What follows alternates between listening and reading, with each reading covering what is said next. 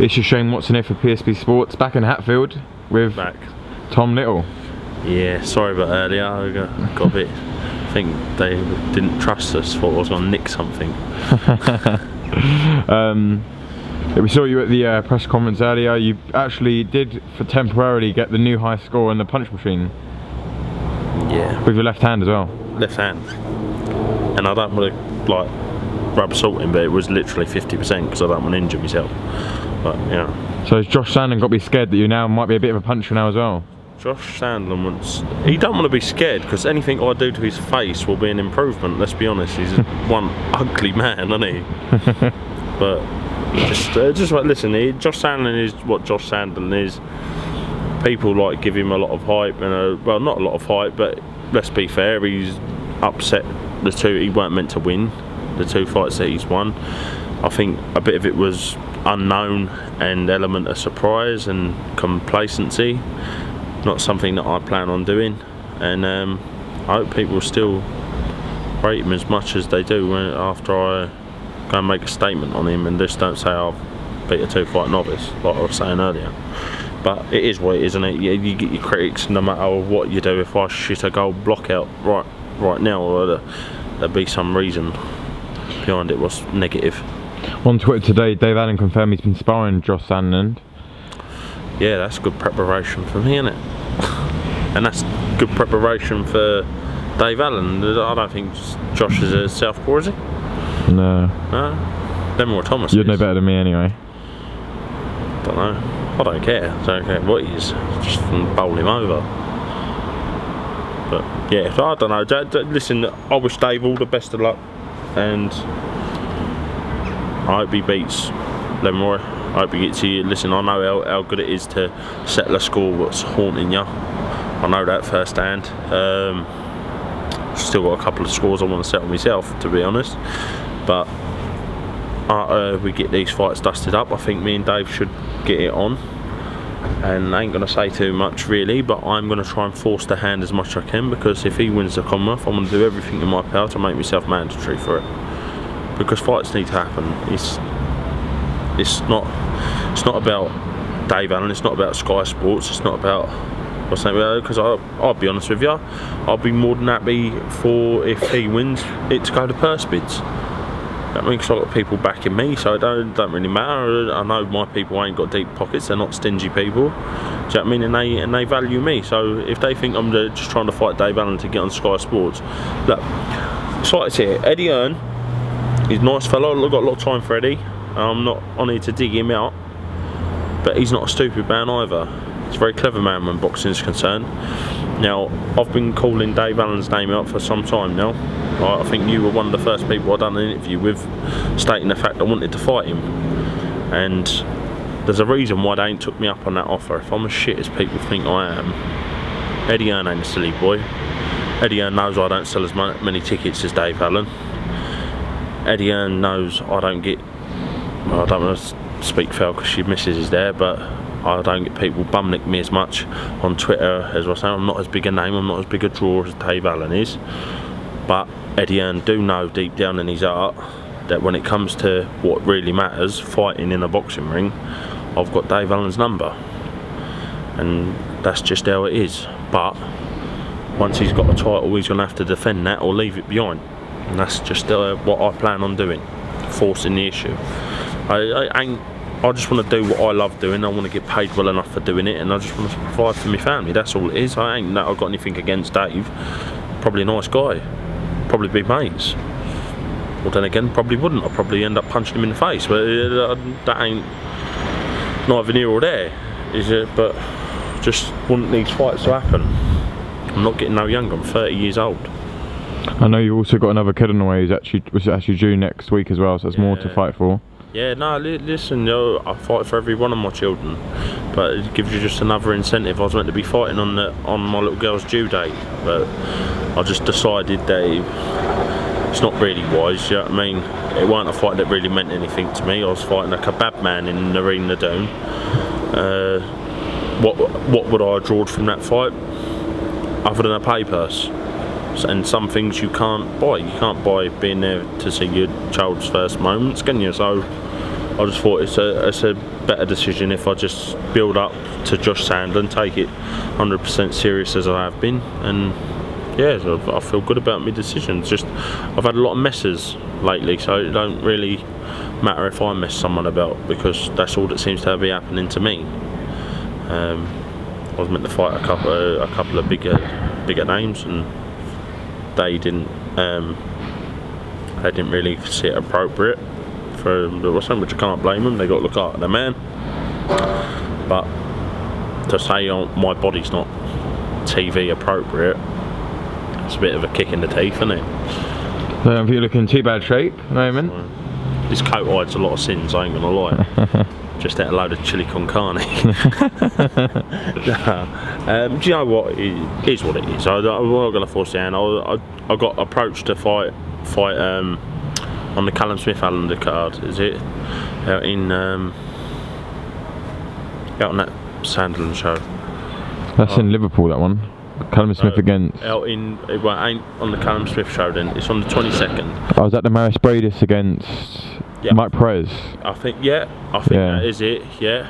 And I was meant to fight the bronze medalist on there, but I got a twinge in my shoulder, and I'm not going to take a risky fight like that with a little niggle and that, so me and the team decided that it just weren't right, and it started playing me up more and more and more, so I just went and got the problem rectified and just decided it weren't for us. It was a last minute thing, so you can't be too safe really when you're fighting these young dangerous men. But yeah, that's about it really. That's a quick 411 on what's been happening. And also you got your good old friend Lucas Browne. He's been offered to fight Dylan White. Apparently there's been no reply or contact back from Lucas Browne's team. So he's called out a lot of people on Twitter, made a lot of noise, and he's got a big offer from Eddie Hearn and no reply. Well, that just speaks volumes, doesn't it? Shane, what did I say to you? I said to you when we was up in my shop, I said, the minute someone sticks it on him, he just wants people to talk about him. He don't want people to forget about who he is. But Eddie Hearn ain't a tight man. He would have given him a decent chuck for considering his past. Listen, whether he's guilty or not, shit like drugs sticks. Right, that's what I stick with him for his whole career. Now, if he's been offered a chance to rectify that, to fight Dylan White, right, take it. Eddie Hearn gives me a phone call with decent notice to fight any one of these heavyweights, any one of them. I'll take it, because listen, I've got it all to prove. Same as Lucas Browne has. Do you know what I mean? You can't be picky and choosing. He's not a world champion anymore. He ain't got no pulling power. It tells you a bit about him. It tells you how much faith people got in him. He's undefeated, a former world champion, right? And he still ain't got a deal with a TV promoter. That tells you a bit something about his ability and how he's tarnished, really, as an athlete. People don't really want to touch him, do they? Also, Tyson Fury announced recently that he's back in the gym. He put some posts up again. I mean, it's not the first time we've asked this question, the first time he said this. He's back in the gym. I think it was at like a dinner night service kind of thing that he announced that he was going to come back. Whatever does happen, he has gone back to the gym. Whether it's just another one of those things that he says gets the attention back on him, or... do you know what? It ain't nothing at all to do with that, I don't think. I think personally myself, I think Tyson loves the sport too much never to come back in it. I just think he wants to get a few things. I think he wants to know in his own head that he can come back before he makes up his mind that he is coming back. Do you know what I mean? Which, in my opinion, I think there's too many big fights there. Not for him, for boxing, for British boxing, which people keep saying is struggling, but I think it's on and up. Right, there's too many big fights there from not to have him back. There's too much revenue. So if Tyson Fury earns money, the boxing board earns money, the organisations earn money, everybody earns money. So why not have him back? And also the thought of a massive massive clash with Joshua at Wembley, the kind of money that would make. Yeah, destroy him. Destroy him. Genuinely, he will destroy him. Even though he might not come back the same fighter that he once was. let me tell you something. Tyson Fury only got to be the after fighter that he was to beat the Joshuas and that. Let me tell you something, he can jab you from here to that fence. Yeah, because actually, funny enough you say that, I spoke to Joe Joyce recently, who sparred, basically just messed around with Tyson Fury, and he went up to spar Hughie Fury, and that was a really out of shape Tyson Fury.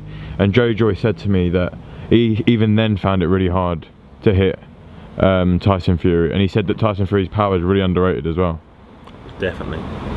He's a thudding power, hurtful. Even the shots that don't even look like you think, oh, fuck yeah.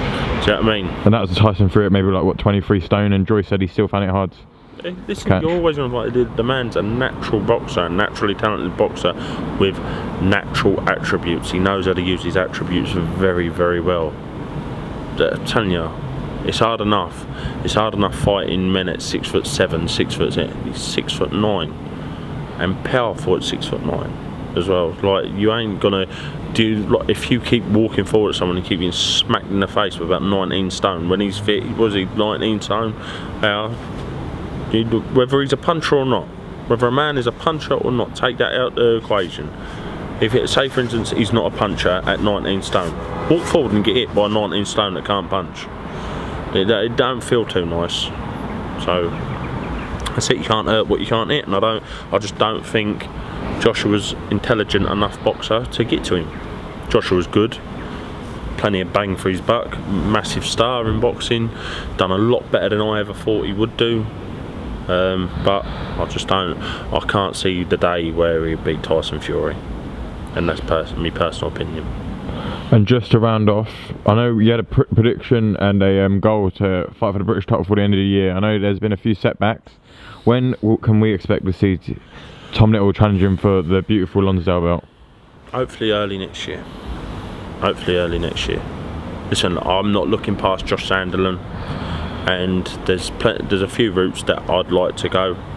It's not all just about the British title belt, whereas for my own personal thing, it is about the British title belt, but I've got to go where suits my career best, i.e. if the winner of Sexton Cornish don't pull as much as, say for instance, a Joyce, a Dubois, a Dave Allen.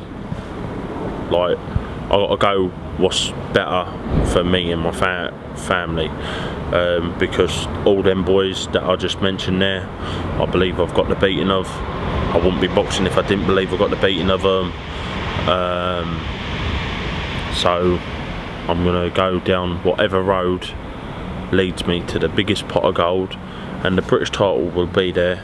It will be vacant at some point, or I'll contest one of the winners for it, providing the money's there, because what money's getting fought for the British title, unless it's on a big show, is absolutely disgusting, and I think it's a disgrace to the Lonsdale belt itself. So I want to fight for the Lonsdale belt. I want to own the British title. I really do. But unless it's worth the money that the British title is worth, then I won't. There's plenty of money fights there. Do you know what I mean? So that's my thoughts on it.